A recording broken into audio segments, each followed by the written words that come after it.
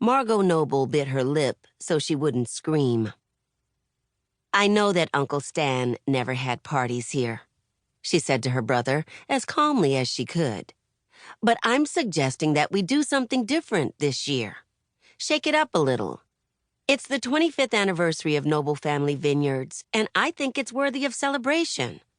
A party for our wine club members and other guests seems like a perfect way to do it." By the look on Elliot's face, it was like she'd suggested turning the vineyard into a corn maze.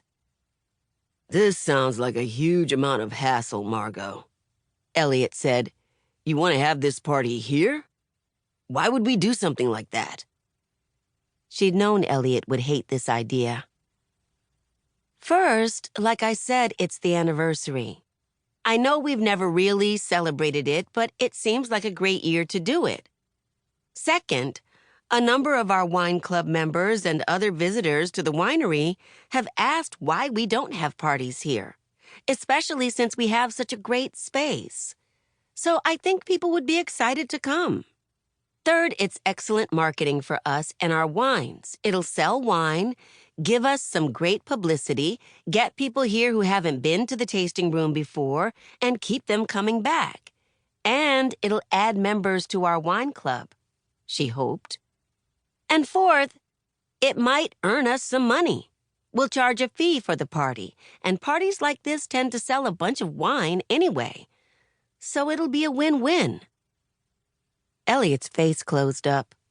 She knew what he was thinking. She kept using we and our, like the first-person plural encompassed her too. But she knew he thought of the winery as his, and his alone.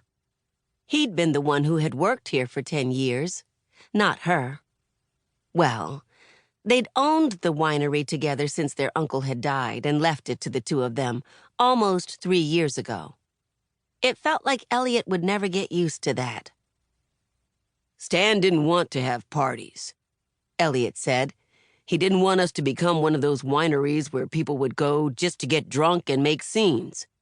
That's not who Noble is." Margot made herself take a deep breath. "It's not going to be that kind of party," she said.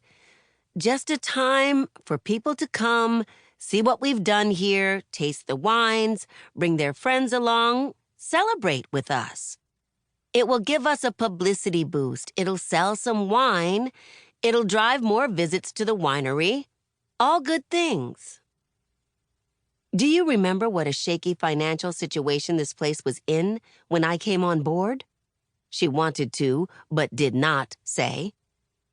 "Do you see how much better we're doing now with all of the changes I've instituted?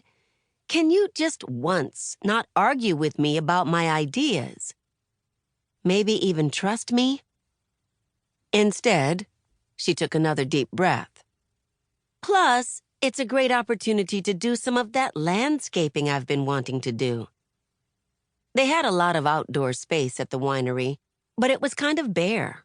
The lawn between the winery building and the barn needed work, and she wanted to add more flowers, herbs, and greenery to the grounds. Maybe even a little garden. She'd mentioned all of this to Elliot before, but he'd mostly ignored her.